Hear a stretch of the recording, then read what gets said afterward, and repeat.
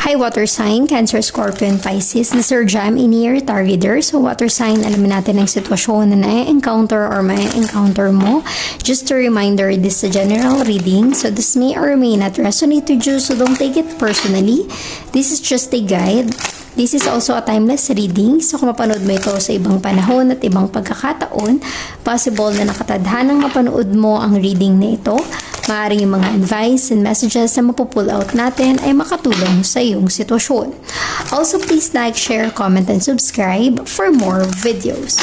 Water sign, Cancer, Scorpio, and Pisces, salamat sa pagsuporta at pagsubaybay sa ating channel. Na-appreciate ko lahat ng comments and messages nyo sa ating videos. Water sign, Cancer, Scorpio, and Pisces, give me your energy. Water sign. You have 8 of Wands, a fire sign.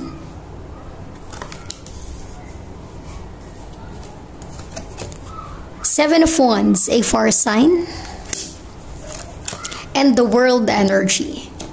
Okay. Water sign, Cancer, Scorpio, and Pisces. Maaring ikaw ay connected with a fire sign. Aries, Leo, and Sagittarius. It really feels water sign, Cancer, Scorpio, and Pisces. With the 7 of Wands, there's a struggle.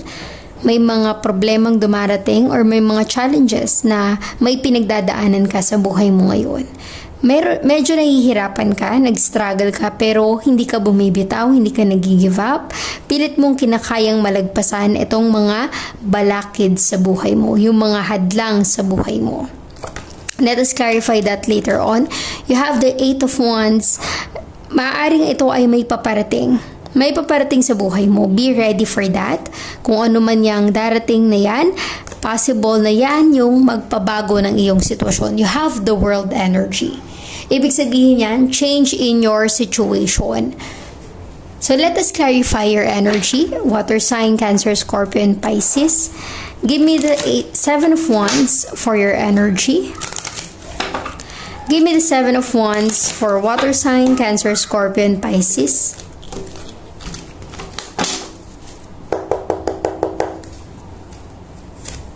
You have the King of Pentacles, an earth sign. Maaaring ikaw ay involved with an earth sign, Taurus, Virgo, and Capricorn. But with the 7 of Wands, water sign, maaaring ang daming challenge sa trabaho, sa business mo, because King of Pentacles is all about money, diba? Para ikaw ay kumita, magkapera, parang feeling mo hirap ka na magkaroon ng maganda at stable na income sa buhay mo. Maaaring patungkol ito sa trabaho. Nahihirapan ka, very challenging, kasi maaaring ikaw ang sumusuporta sa pamilya mo, 'di ba? Ikaw yung provider, ikaw yung breadwinner, ikaw yung inaasahan nila. Kaya kailangan mong dumoble kayod para lang matustusan yung pangangailangan ng pamilya mo. Water sign, nafe-feel ko yung energy mo na para bang ikaw yung mag-isang gumagawa ng paraan para makasurvive or maging maganda or guminhawa yung buhay ng pamilya. Kung ito ay sa business, nag-struggle ka rin. Maaaring marami kang kakumpetensya sa business mo. Marami kang pinagkakaabalahan para lang magkaroon ng extra income.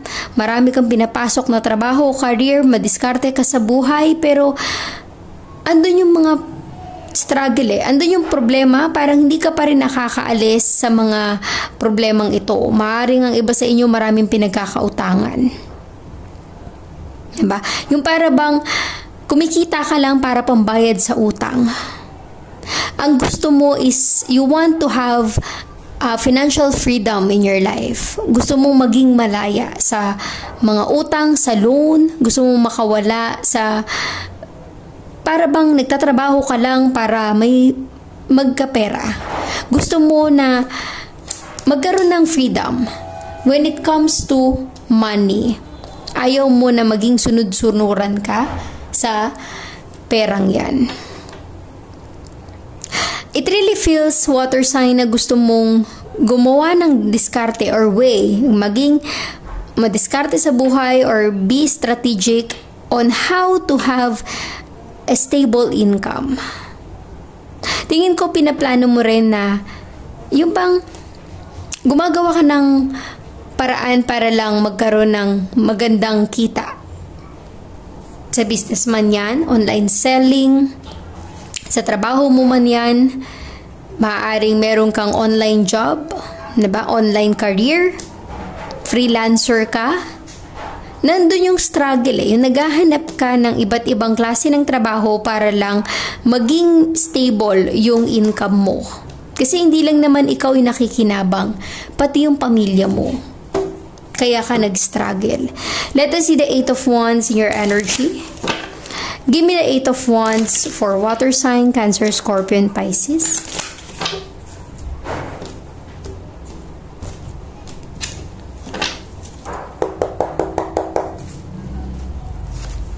The Chariot. This is a strong Cancer energy. Be ready, water sign, may paparating sa buhay mo. There's an action, there's a movement. Maaring ito na yung moment na inaantay mo. Ito na yung pinagdarasal mo. Kasi 8 of Wands, kung nakikita mo yung mga dahon, di ba? Unti-unting namumunga. Maaring ito yung makakatulong sa'yo para makapagsimula ka. Possible na ito ay puhunan para sa iyong trabaho, sa iyong business, possible na ito ay makakatulong para mag-improve yung buhay mo, para take ka na ng action, di ba? Kung meron ka mang pinaplano sa ngayon na business, makapagsimula ka, parang ito yung pinaka-starting point mo. Gaya ng sabi ko, puhunan para sa iba. Nafe-feel ko na kung ano man yung paparating sa buhay mo ay makakatulong to improve your life, to improve your situation. Let us see the world in your energy. Water sign, Cancer, Scorpio, and Pisces. Give me the world in your energy.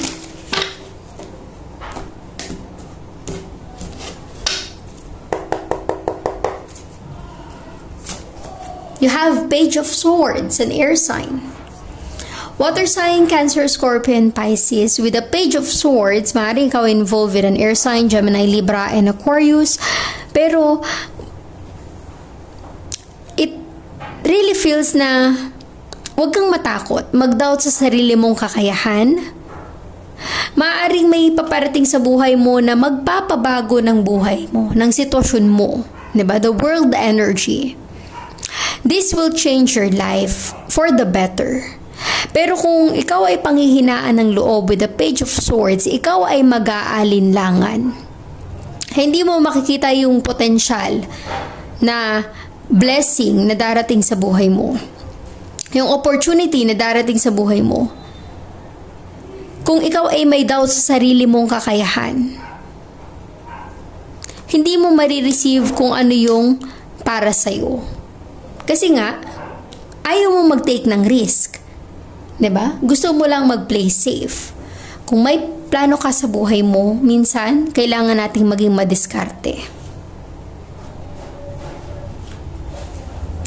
Let us get more energies for water sign, Cancer, Scorpio, and Pisces.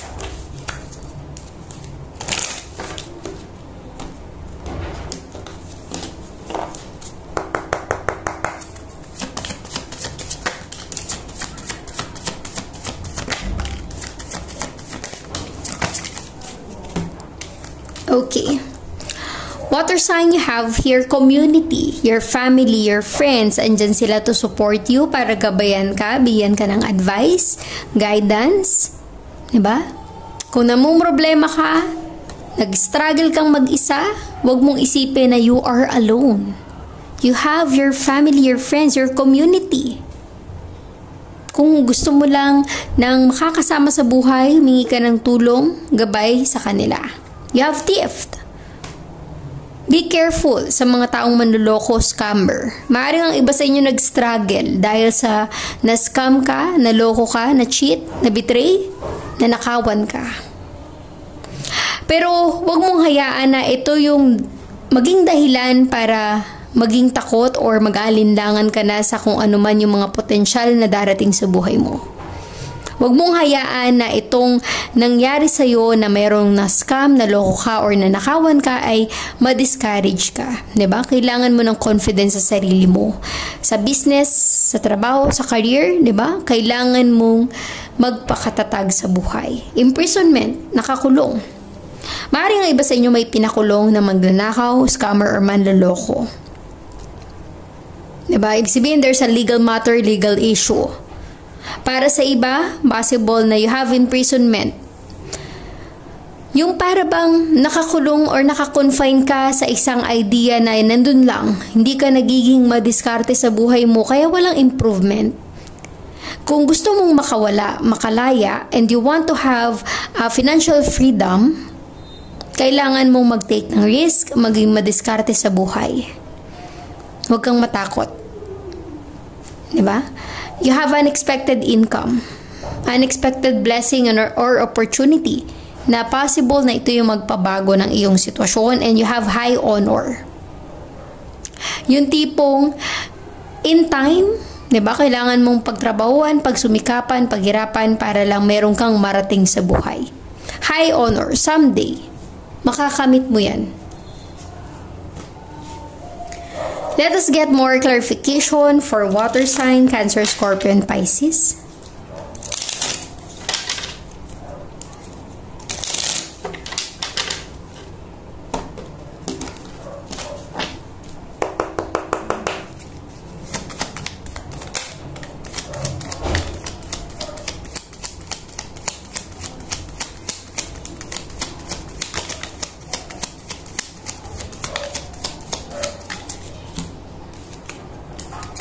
Okay, water sign, you have here the Wheel of Fortune, new cycle, new beginning. Diba? Nafe-feel ko para sa ibang water sign, may mababago sa iyong sitwasyon. Be ready. Diba? Ang buhay ay parang gulong ng palad. Minsan, ikaw ay nagkakaproblema pero hindi yan magtatagal. Mababago din ang iyong sitwasyon. Magiging okay din ang lahat someday. You have Six of Cups, a water sign. Maaring ikaw ay involved with someone na mula sa iyong past. It feels like may paparating from your past. Maaring your past person, your childhood friend, kung sino man yung magbalik mula sa iyong nakaraan. Tingin ko, you have Eight of Cups. This is someone na tinalikuran mo na noon na nagbabalik na ngayon. Magbabalik muli sa buhay mo. Kung ano man ang connection mo sa kanya. You have Ace of Wands, a fire sign, a new passion, di ba? Bagong simula. And you have the Knight of Wands, a fire sign.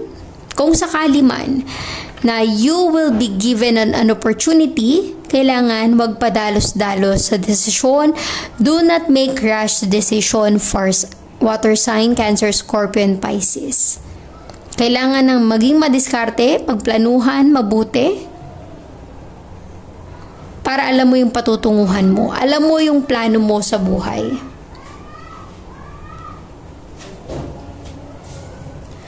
Let us get more message for you. Water sign, Cancer, Scorpio, and Pisces.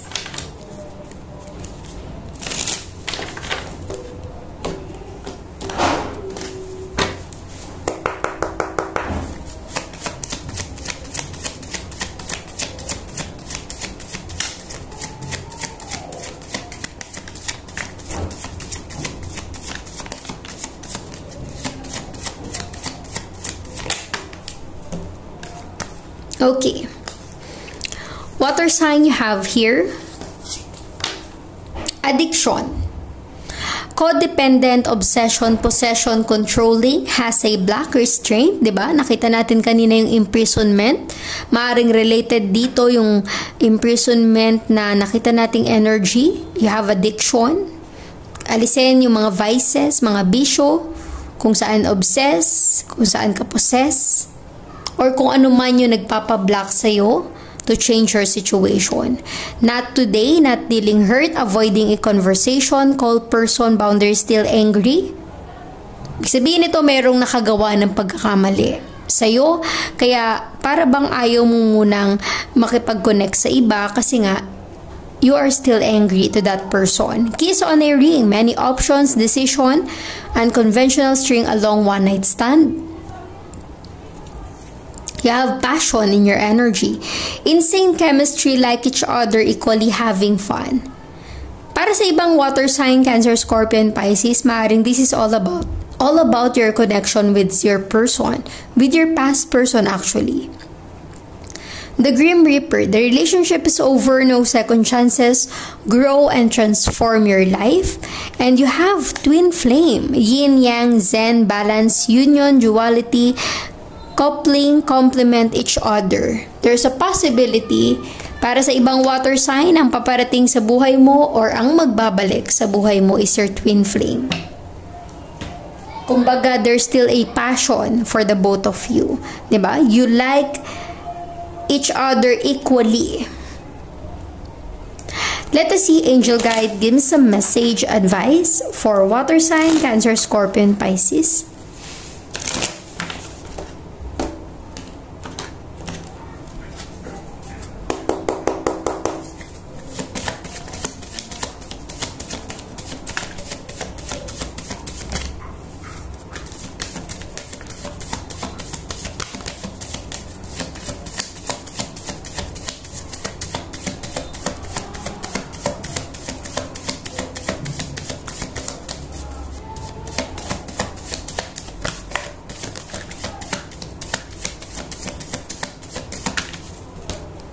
Okay. Water sign you have here. Recovery. Diba? Kung ano man yung struggle, challenges, or problema pinagdadaanan mo sa buhay, recovery. Kailangan mong maibalik yung dati mong sigla or saya. You have to recover yourself, move on from your past situation. Helpful people, your family, your friends, your relatives, andyan sila to support you. Alisin ang pride at ego, humingi ng tulong if you need help. Big happy changes will come into your life. May pagbabagong mangyayari sa buhay mo. Just wait. Water sign, you have perfect timing. Meaning to say, wait for the perfect timing, wait for the divine timing. Diba? Lahat ng mga nangyayari sa buhay mo, may purpose yan, may dahilan. In the near future, soon, water sign, you have opportunity in your life. Huwag sayangin yung mga pagkakataon na ibinibigay sa'yo. Take this chance, take this opportunity, unlikely, not sure, hindi ka sigurado. Always remember, water sign, listen to your intuition, listen to your gut feeling. Diba? Your angels will guide you, will help you to decide. So thank you, water sign, Cancer, Scorpion, Pisces. Please like, share, comment, and subscribe for more videos. Thank you, water sign.